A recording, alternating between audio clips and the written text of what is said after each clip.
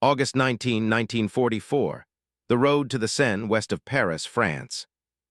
The air smells of wet wool, unwashed bodies, and the cloying, metallic scent of blood mixed with mud. It is a gray, suffocating afternoon. The road is a graveyard of ambitions. Major Gunter Rahl, a logistics officer for the 276th Infantry Division, wipes a layer of grime from his goggles. His eyes sting. Ahead of him, the column has stopped again. It isn't a mechanical failure, machines are rare here. It's a biological one. A draft horse, a heavy Belgian brute that has dragged a 10.5 cm FH-18 howitzer all the way from the calcified hedgerows of Normandy, has finally collapsed. Its sides heave in ragged, wet gasps. "Get it up," a sergeant screams, his voice cracking with exhaustion. "Get it up or shoot it. The Jabos will be back in 10 minutes. Rahl watches as 3 soldiers struggle to lift the beast in the knee-deep slurry. The mud sucks at their jackboots. This is the reality of the German Wehrmacht in the 5th year of the war. To the world, and even to the German public back home consuming Goebbels' newsreels, the German army is a sleek steel predator, a mechanized juggernaut of tiger tanks and half-tracks thundering across Europe. But Rahl knows the truth. The truth is dying in the mud in front of him. While the Panzer divisions get the glory and the gasoline, the infantry, the backbone of the army, walks. They have walked from Poland to Moscow, and now they are walking back. Rahl looks down the line. For every one battered Opel Blitz truck sputtering on synthetic fuel, there are 10 wagons, wooden wheels, leather harnesses. The Wehrmacht entered this war with over 500,000 horses, and they are trying to exit it with whatever hasn't been eaten or strafed. Major, a young lieutenant, barely 18, runs up to Rahl's Kubelwagen. The vehicle is one of the few running cars left in the regiment. The veterinary officer says the team is spent. They need fodder. They need rest. Rahl laughs a dry, humorless bark. "Rest? If we stop, the Americans catch us. If the Americans catch us, the war is over for us. Tell the men to push the wagons if they have to. We cross the Seine tonight."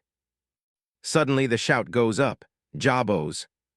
The terror is instant. It vibrates through the ground. The low drone of engines turns into a screaming roar as 2 American P-47 Thunderbolts drop out of the clouds. They are hunting. Chaos erupts. Men dive into the ditches. But the horses? The horses panic. They rear up, snapping harnesses, overturning caissons. The road becomes a slaughterhouse of thrashing hooves and splintering wood. The American planes don't even drop bombs, they just strafe.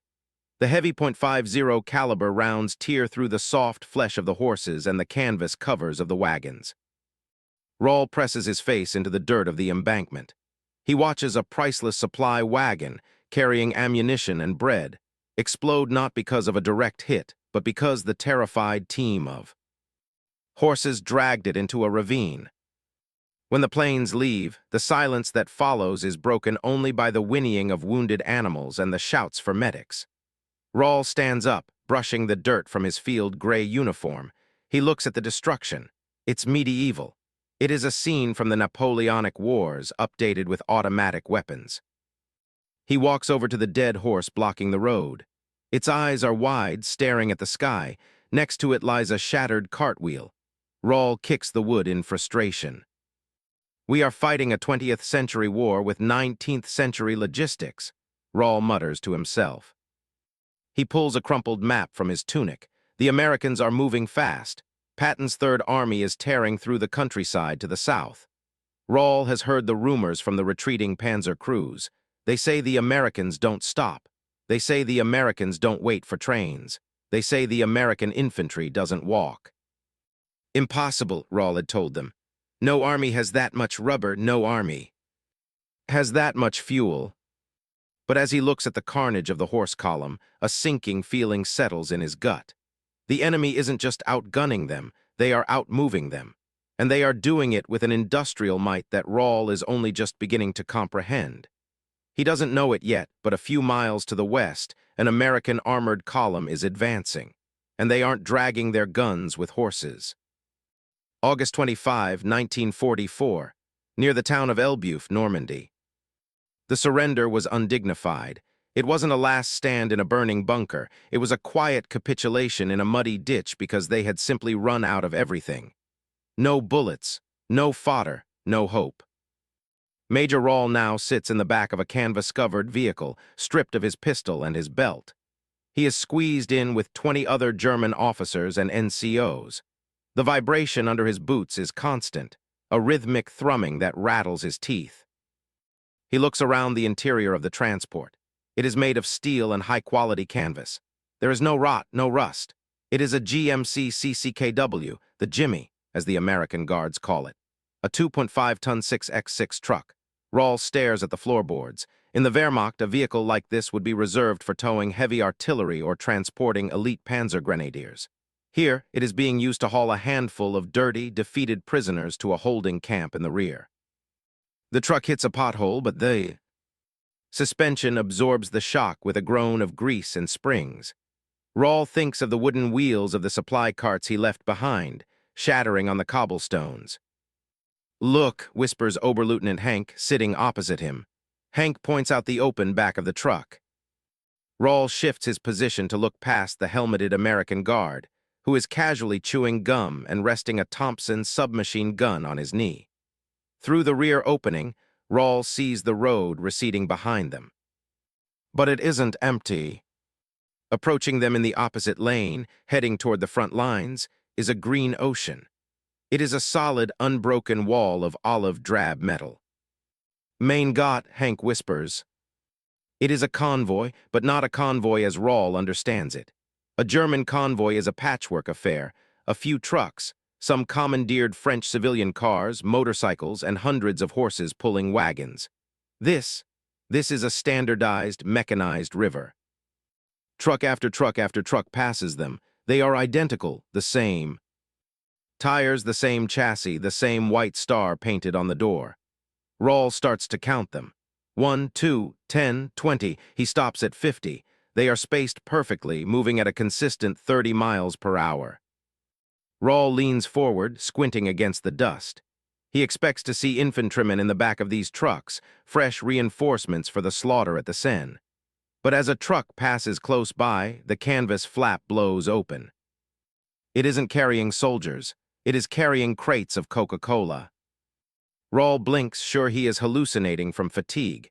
He looks at the next truck. It is piled high with bags of mail. The next one carries cardboard boxes of rations, not the moldy bread Rahl's men had been eating, but processed, sealed food. "Do you see that?" Rahl asks Hank, his voice hollow. "They are using gasoline to transport sugar, water, and letters." The implications hit him harder than the artillery barrage from the day before. The German army is currently siphoning fuel from one tank to another just to keep a single Tiger operational. They are shooting horses because they cannot feed them, then eating the horses because they cannot feed the men. And here, the Americans have such a surplus of fuel, rubber, and steel that they can dedicate a 6-wheel drive off-road truck to deliver soft drinks to the front lines. The convoy slows down as it navigates a narrow bridge. Rahl watches an American driver in the cab of an oncoming truck. The man looks bored. He has one arm hanging out the window, a cigarette dangling from his lips. He isn't fighting the wheel. He isn't whipping a terrified animal. He is just driving. Then Rahl sees something that breaks his heart as a professional soldier. Behind the line of cargo trucks comes an infantry unit. They are not marching. They are sitting in the back of the trucks, smoking, laughing, cleaning their rifles. They are fresh. "They don't walk," Rahl murmurs. "They don't even walk to the battle." In the Wehrmacht, the infantry walks. A German soldier marches 30, 40 kilometers a day with a full pack. By the time he reaches the battle, he is exhausted. These Americans are being taxied to the war like businessmen commuting to an office. They will arrive at the front line rested, fed, and supported by a logistical tail that stretches all the way back to Detroit. The American guard notices Rahl staring. The guard grins, tapping the side of the truck with his boot. "Nice ride, huh, Fritz," the guard says in broken German. "General Motors beats walking." Rahl slumps back against the canvas wall of the truck. He closes his eyes, but the image of that endless green column is burned into his retinas. He realizes now that the tactical brilliance of the German generals, the superiority of the Tiger tank, the discipline of the stormtroopers, none of it matters. Germany is fighting a war of biology and willpower. America is fighting a war of physics and engineering, and physics always wins. The truck accelerates, carrying them further away from the war, but Rawl knows the war is already over. It ended the moment he saw a truck carrying soda passing a truck carrying mail, while his own men were eating leather belts in the mud. September 12, 1944, a prisoner of war transit camp near Chartres, France. The dust never settles. Major Rawl stands by the barbed wire fence, his eyes fixed on a nearby highway. A few weeks ago, this road was a bombed-out stretch of cratered asphalt. Now, it has been transformed into a high-speed artery of war. The Americans call it the Red Ball Express. Rawl watches as a military policeman, a snowdrop in his white helmet, stands in the middle of a crossroads, waving his arms with the frantic energy of an orchestral conductor. He isn't directing tanks. He is directing a non-stop, 24-hour-a-day loop of Deuce and a half trucks. A red ball is painted on the side of every vehicle. It is a priority marking, a symbol that these trucks have the right of way over everything, even generals. Rawl checks his watch. Every few seconds, another truck thunders past. Vroom, vroom, vroom. They have headlights, Oberleutnant Hank says, joining Rawl at the wire. He sounds offended. Look at them, it's midnight, and they have their headlights on full beam. Rawl nods slowly. The Luftwaffe is gone. They don't even fear the sky anymore. In the Wehrmacht, night movements were a desperate, silent crawl. Drivers used no-deck lights, tiny, hooded slits of dim glow that barely illuminated the bumper of the vehicle in front of them. One slip, one horse bolting in the dark, and the column was paralyzed. But the Red Ball drivers are roaring through the French night as if they are on a Sunday drive in Ohio. They are moving 12,000 tons of supplies every single day. Earlier that morning, Rawl had witnessed something even more demoralizing. A truck had broken down just outside the camp gate. In the German army, a broken truck was a disaster. It meant a week-long wait for a specialized mechanic and a part that had to be hand-fitted because no two factories in the Reich used the same bolts. But here, the American driver had simply hopped out, flagged down a maintenance vehicle, and within 20 minutes they had swapped out a modular part. When the engine still wouldn't turn over, they didn't waste time. A recovery vehicle dragged the truck off the road to keep the lane clear, and the supplies were simply tossed into a spare, empty truck that happened to be passing by. It's not just the trucks, Rawl whispers to Hank. It's the standardization. Every bolt is the same. Every tire fits every axle. They aren't just an army, they are a moving factory. Rawl's stomach growls. The prisoners had been fed white bread and canned peaches for lunch. He looks at the American drivers at the roadside truck stop across the way. They are sitting on their running boards, opening sea rations with a specialized tool. He sees one soldier toss a half-eaten tin of meat into the trash. Rawl flinches. In the 276th Division, that tin would have been a day's ration for 3 men. Here, it is garbage.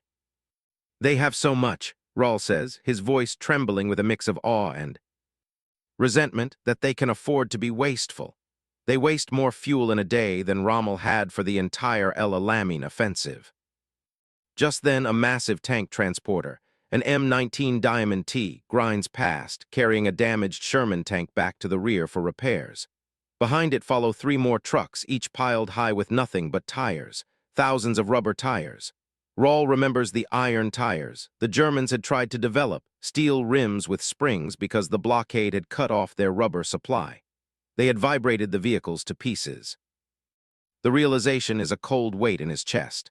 The German high command had planned for a blitzkrieg, a lightning war that would end before logistics mattered. They had gambled everything on the first 30 days, but the Americans had planned for a war of years. They had built a system where a factory in Detroit was effectively connected by a moving conveyor belt of Deuce and a half, trucks directly to the front line in Lorraine. Hank, Rawl says, turning away from the fence, if we had captured every American tank in Normandy, it wouldn't have mattered. They would have just driven 1,000 more across the beach the next morning. You cannot defeat a machine that never stops for breath. As he walks back to his tent, The sound of the Red Ball Express follows him. The relentless, rhythmic thump-thump of tires over road joins. It is the heartbeat of an industrial giant, and it is drumming a funeral march for the Third Reich. November 14, 1944, the port of Cherbourg, France. The rain is a cold, needle-sharp drizzle that turns the horizon into a wall of slate. Major Rahl stands on the pier, his hands deep in the pockets of his worn overcoat. He is waiting to board a transport ship that will take him across the Atlantic to a permanent camp in America. Around him, the port of Cherbourg, once a shattered ruin left by the retreating Germans, is screaming with life. It is no longer a French harbor. It is a giant American-made machine. Rahl watches as a massive crane lowers a Deuce and a half directly onto the dock. Before the tires even settle into the wet grit, a driver is in the cab. The engine roars to life instantly. The truck pulls away, and another is already swinging through the air behind it. They are bringing them in by the thousands, Rahl says to himself. He notices a group of German officers from a different division standing nearby. They are staring at a specialized vehicle Rahl hasn't seen. Before an amphibious duck, a duck, driving straight out of the surf and onto the road without stopping. One of the German colonels, a man who had fought in the elite 2nd Panzer Division, is weeping silently. "Colonel," Rahl asks gently. The man points a trembling finger toward the staging area. "Look at the tires, Major. Look at the tires on that engineering truck." Rahl looks. The truck is a heavy-duty Diamond T, and its tires are brand new. The rubber is deep black, the treads sharp and aggressive. But it isn't the quality that breaks the colonel, it's the quantity. Beside the truck, there is a mountain of spare tires, stacked 20 feet high and stretching for 100 yards.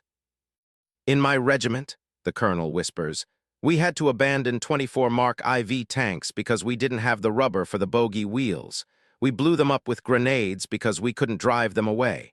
And here, they have a mountain of rubber just sitting in the rain." Rahl looks back at the Deuce and a half trucks. They are the true conquerors of Europe.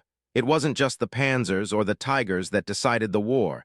It was the ability to keep a spark plug in a cylinder and gasoline in a tank. The German generals had spent the war obsessed with the decisive battle, the Entscheidungsschlacht. They had looked for a Napoleonic victory on the field. The Americans, Rahl realizes, had treated the war like a delivery route. As the line of prisoners begins to move toward the gangplank of the Liberty ship, Rahl takes one last look at the French soil. A convoy of trucks is roaring past the port gates, heading east toward the Rhine. Each truck is packed with crates. One is labeled winter boots, another ammunition, another, incredibly, portable turkey ovens. The Americans aren't just fighting, they are bringing their entire civilization with them. They are bringing their factories, their comforts, and their endless motorized energy. Rahl steps onto the steel deck of the ship. He feels the vibration of the massive engines beneath his feet, the same industrial heartbeat he felt in the back of the truck in Normandy. He knows now that the German army didn't just lose to a better military strategy. They lost to the assembly line. They lost to a nation that viewed a 3,000-mile ocean not as a barrier, but as a highway. As the ship pulls away from the pier, Rahl watches the green ocean of trucks on the shore become smaller and smaller. They are still moving, still flowing, a relentless river of steel that will not stop until it reaches the heart of Berlin. He leans against the rail and closes his eyes. For the first time in years, he feels a strange sense of relief. The weight of trying to win an impossible war is gone. You cannot fight the future, and the future, he realizes, is powered by an internal combustion engine.